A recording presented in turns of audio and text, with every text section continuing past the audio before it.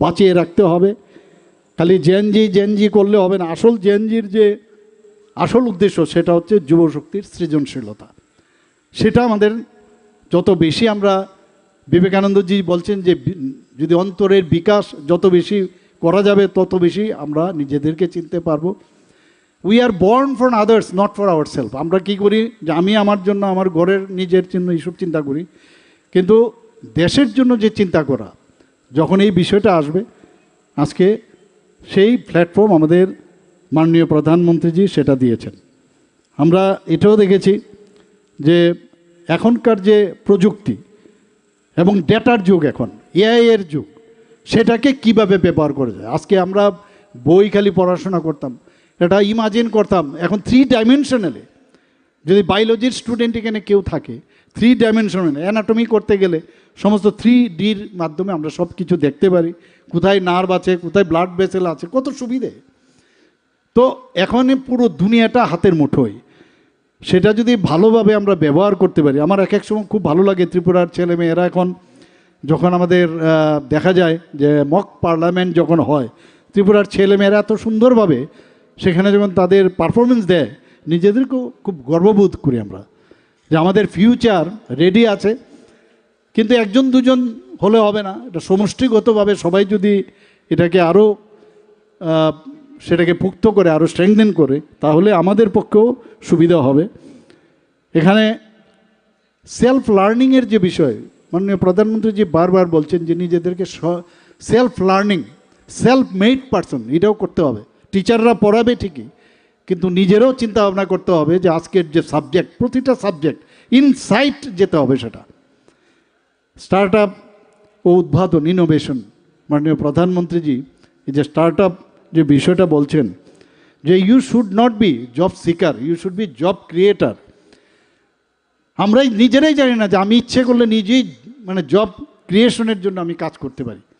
খালি চাকরি নাই, আর চাকরি তো সেটা হবে, কিন্তু চাকরির বাইরেও আমি ইচ্ছে করলে যে অনেক কিছু করতে পারি। তার জন্যই start up India, stand up India এই সুযোগগুলো কিন্তু দিয়েছে। এবং আমাদের সবচেয়ে বড় যে আমাদের সংস্কৃতি ভেরি ইম্পর্টেন্ট, আমাদের ঐতিহ্য, সেটাকে আমাদের সেটাকে কিভাবে আমরা মানুষের কাছে নিয়ে যেতে পারি, সমস্ত মানুষের কাছে। আমি নিজে যখন বাইরে পড়তাম, আমি একটা গ্রামে আমি গিয়েছিলাম বিহারে। সেখানে আমি একটা কথা বলছি, সেখানে আমরা হিন্দি সিনেমার মধ্যে এগুলো দেখতাম।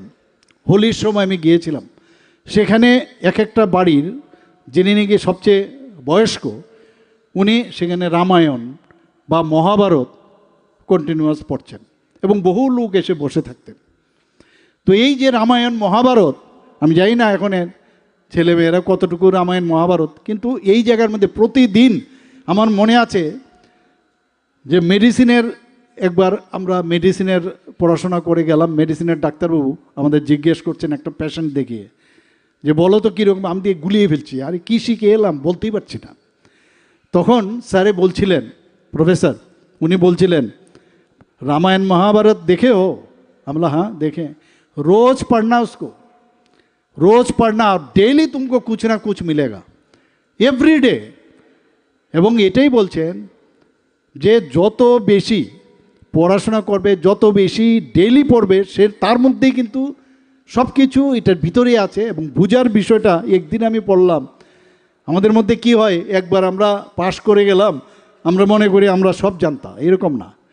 নতুন নতুন এখন ইনোভেটিভ কিছু জিনিস আসছে, নতুন নতুন জিনিস, কিন্তু আমাদের যে সংস্কৃতি এবং আমাদের যে যারা আমাদের এত দিয়ে গেছেন, ডক্টর শ্যামাপ্রসাদ মুখার্জির মতো ব্যক্তিত্ব, যারা আমাদের অনেক কিছু দিয়ে গেছেন, মার্গদর্শন করিয়েছেন, তাদের যে জীবন সেই সম্পর্কে যখন আমরা জানব, আমরাও কিন্তু অনেক বেশি ইনফ্লুয়েন্স হব।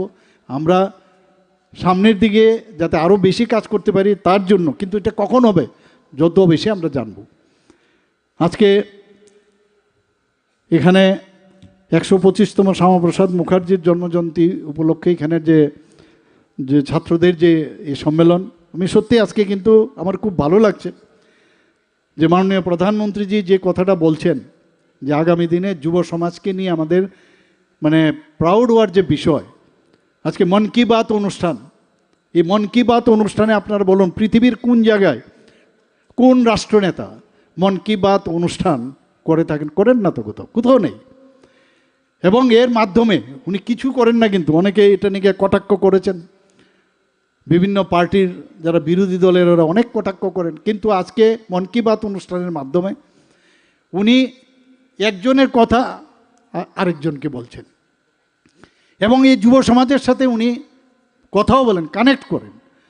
আমরা জানি, আমরা যারা জনপ্রতিনিধি অনেক সময় কি হয়, আমাদের কাজের চাপে বা বিভিন্ন কারণে আমরা কিন্তু যাদের দ্বারা নির্বাচিত হয়ে আমরা আজকে মিনিস্টার হয়েছি, এমএলএ হয়েছি, বিধায়ক হয়েছি, অন্যান্য জনপ্রতিনিধি হয়েছি, আমরা কিন্তু অনেক সময় ভুলে যাই। এই যে উনি একটা আমাদের দিয়েছেন যে কানেক্ট করা, মানুষকে ভুললে চলবে না, মানুষের সাথে কানেক্ট করা, মাননীয় প্রধানমন্ত্রীজি সেই কাজটা করেছেন। কারণ উনি ডক্টর শ্যামাপ্রসাদ মুখার্জি ভালো করে বুঝেছেন এবং কিভাবে পথ প্রদর্শক হিসাবে উনি যা যা দিয়েছেন সেটাকে জেনেছেন। পণ্ডিত দীনদয়ালজি কি করেছেন, কি দিয়েছেন, সেগুলো আজকে ইন্টিগ্রাল হিউম্যানিজম, এখানে বলা হয়েছে ক্যাপিটালিজম, সোশ্যালিজম, কমিউনিজম, কিন্তু এই যে ইন্টিগ্রাল হিউম্যান সেটাকে ইজম শব্দ দিল এই কারণে যাতে এটাও একটা আমাদের ফিলোসফি এবং আমাদের পার্টিরও ফিলোসফি। এটা যত পড়া যায় তত বেশি কিন্তু আমরা উদ্বুদ্ধ হব। কেউ জানে না এই বিষয়ে, এবং আজকে সারা পৃথিবীর মধ্যে দেখা গেছে যে ইন্টিগ্রাল হিউম্যানিজম ছাড়া মানুষের উন্নয়ন অসম্ভব। আজকে 21শে জুন আপনারা দেখুন, যখন মাননীয় প্রধানমন্ত্রীজি যখন আহ্বান করলেন ইউনাইটেড নেশনকে যে 21শে জুন এটা আন্তর্জাতিক যোগা দিবস হিসাবে আপনারা পালন করুন। অনেকে মুসলিম কান্ট্রিগুলো কিন্তু অনেকে বলছেন আরে এটা তো এরকম, আমরা এটা তো হিন্দুত্ববাদী বা একটা রিলিজিয়াস ম্যাটার, কিন্তু উনার আহ্বানের সাথে সাথে এতগুলো দেশে আজকে 21শে জুন এই যোগার মাধ্যমে কি হয়, যোগা মানে যোগ, নট মানে মাইনাস, ইট ইজ প্লাস। আমার যে সোল, আমার যে চিন্তা ভাবনা, আমার যে বডি এবং ইন্টেলেক্ট, এইগুলোকে একসাথে করা, অর্থাৎ আমার নিজেকে চেনা। যোগের মাধ্যমে আমরা কিন্তু আজকে একটু আগে আমি একটু প্রেস ক্লাবে আমি গিয়েছিলাম, সেখানে বলছে যে এই গাছটা ডায়াবেটিস নাকি ঠিক করে দেয়, তো জল দিলাম আমরা সেই গাছটাতে।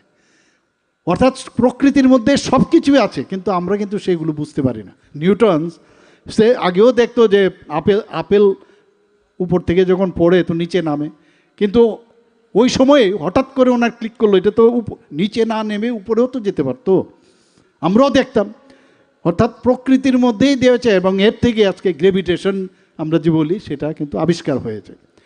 তো আমাদের যে নেক্সট এই জেনজি যেটা বলি, এসব আন্দোলন না করে আগামী দিনে ইনোভেটিভ ভালো জিনিস, মহাভারত, রামায়ণ এবং আমাদের যে জিনিসগুলো আমাদের দিয়ে গেছেন আমাদের পূর্বপুরুষরা, তাদের সম্পর্কে আমরা যদি জানি, তারকে বেস করে তার মধ্যে এডিশন অল্টারেশন করে আরও কিভাবে আমরা আমাদের ছেলে মেয়েদের আগামী দিনের যে নেক্সট জেনারেশন তাদের জন্য আমরা কি করতে পারবো, তার গেটওয়ে আমাদের বানাতে হবে।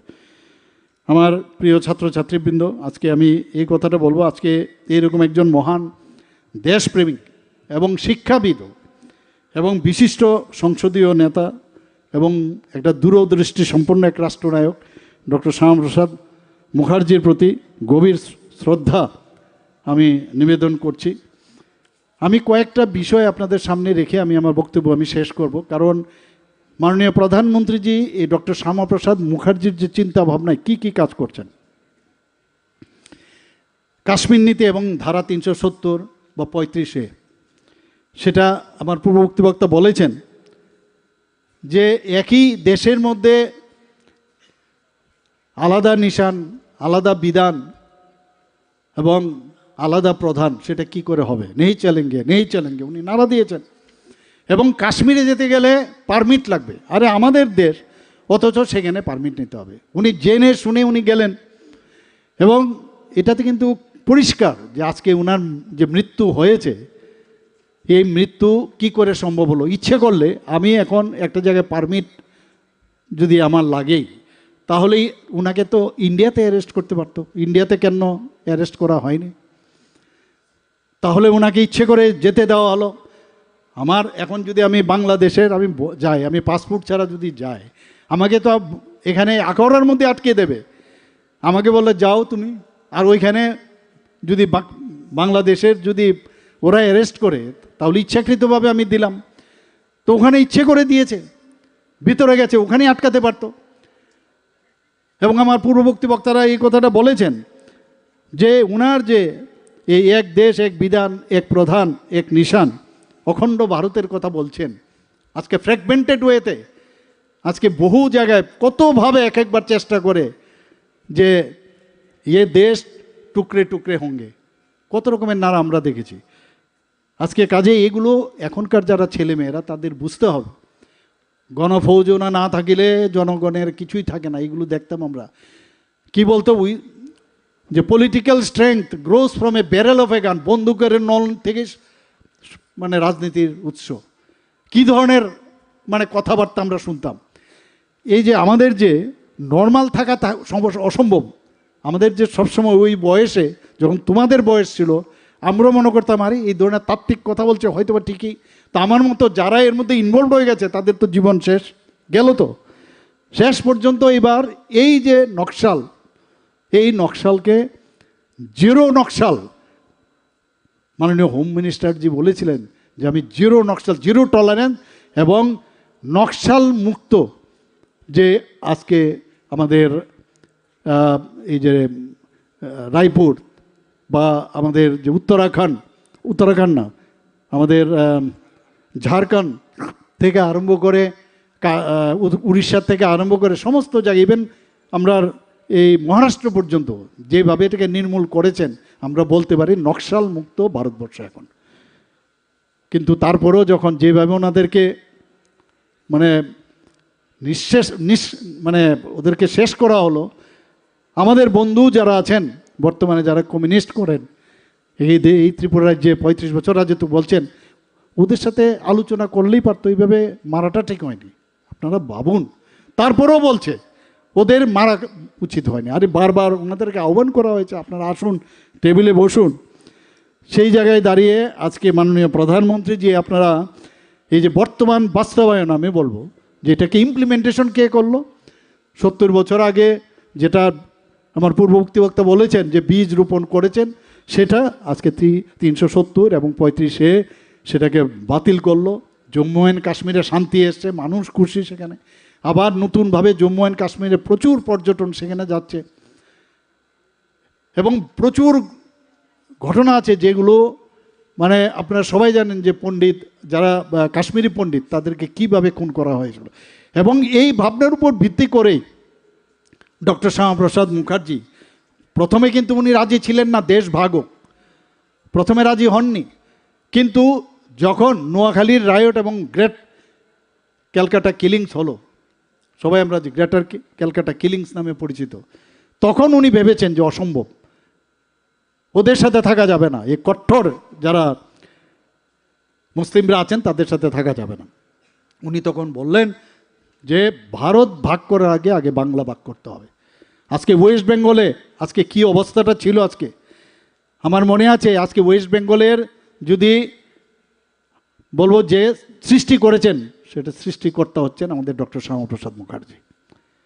এবং আমার মনে আছে যখন ইলেকশনে ক্যাম্পেইন করতে গেলাম, অনেক জায়গায় গেছি আমরা প্রায়শই ওয়েস্ট বেঙ্গলে যেতাম, কলকাতায় যাই। কিন্তু এইবার যখন ওথ টেকিংয়ে গেলাম, যখন এয়ারপোর্ট থেকে নামলাম, এটা মনের মধ্যে এরকম একটা শান্তি লাগছিল যে মনে হচ্ছে যে আমাদের রাজ্য, আমাদের দেশের কাছে আমরা এসেছি। একটা স্বাধীনতার যে একটা হাওয়া, সেই ইয়েটা দিয়েছে।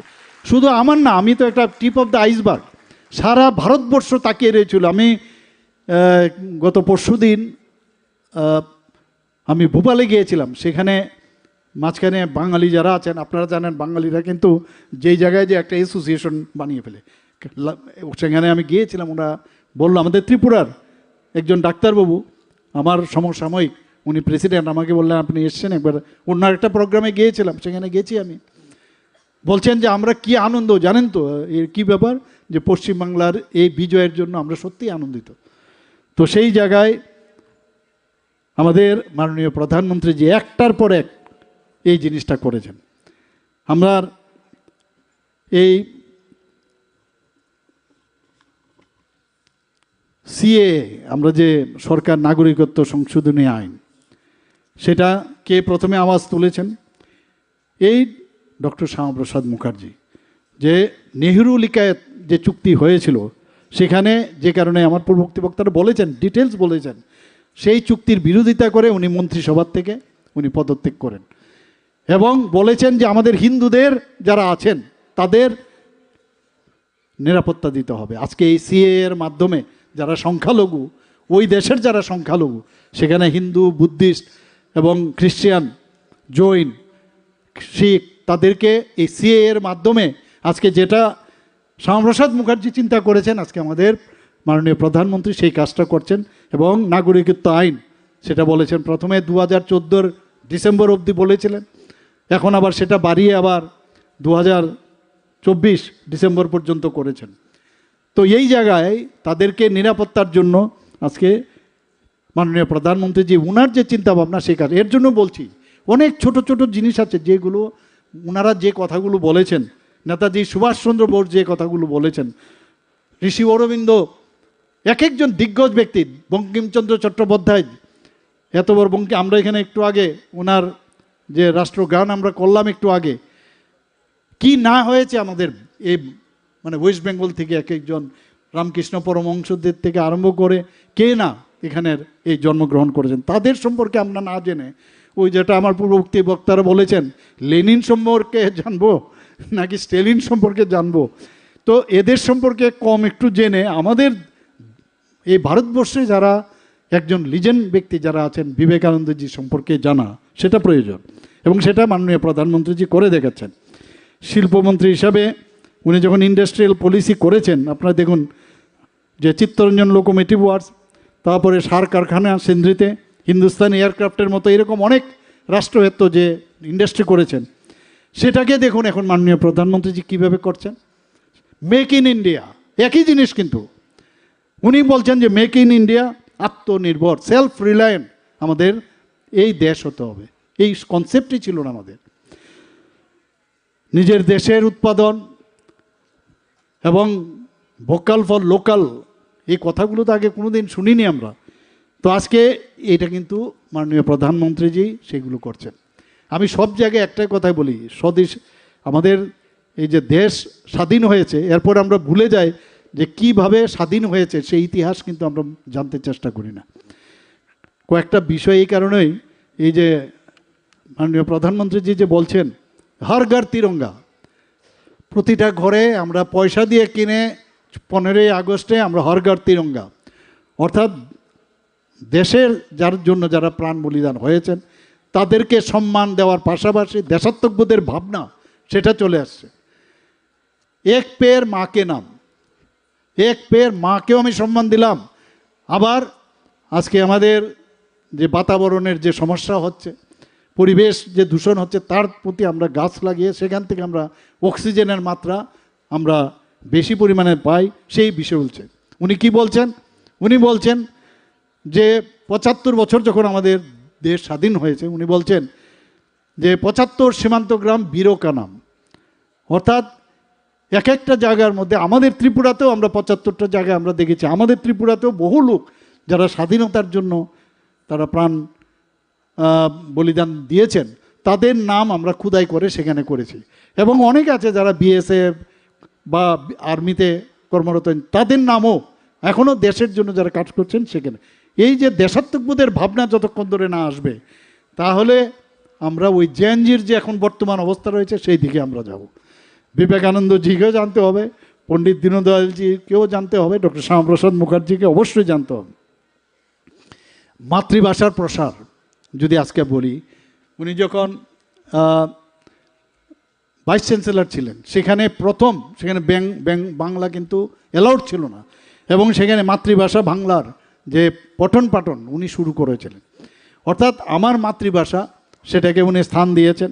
এখন বর্তমানে আমাদের কি হয়েছে, সেটাকে সামনে রেখে এখন আমাদের ন্যাশনাল এডুকেশন পলিসি, ওনার যে চিন্তাভাবনা সেটা কিন্তু করেছেন। এবং এখানে কিন্তু একদিক দিয়ে প্রযুক্তিকে যুক্ত করে আমার যে ভার্নিকুলার যে সাবজেক্ট আছে মাতৃভাষা সেটাকে অগ্রাধিকার দেওয়া হয়েছে।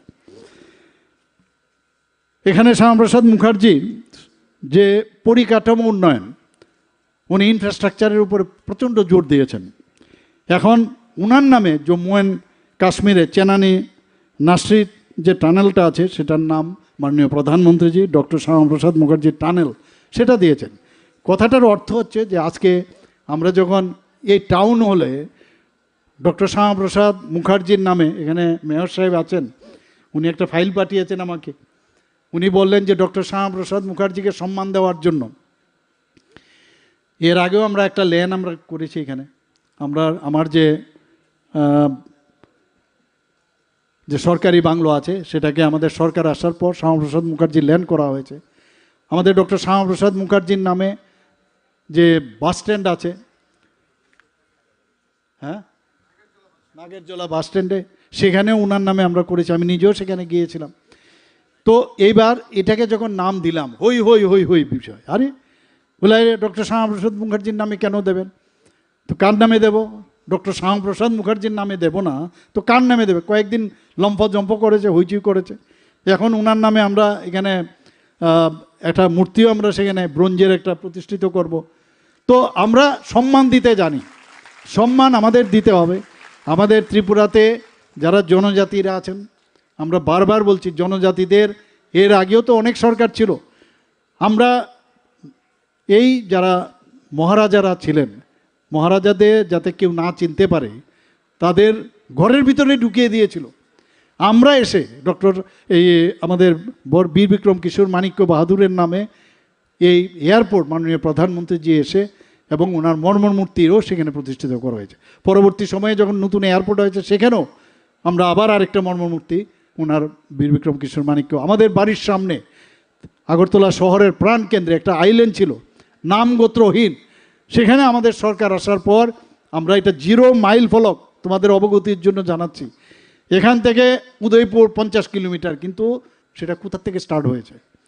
সেটা হয়েছে ওই কামানচেমনির সামনে যে আইল্যান্ড, 0 মাইল ফলক আমরা ছোটোবেলায় দেখেছি, মাটির নিচে চলে গেছিলো, সেটাকে উঠিয়েছি, উঠিয়ে সুন্দরভাবে সেটাকে আবার সেটাকে আমরা সম্মান দিয়েছি এবং ওখানে আমাদের বীর বিক্রম কিশোর মাণিক্য বাহাদুর একটা মূর্তি প্রতিষ্ঠিত করেছে। আমরা সম্মান দিতে জানি। ভারতীয় জনতা পার্টি যারা এই দেশের জন্য কাজ করেছে, কেন আমরা সম্মান দেব না?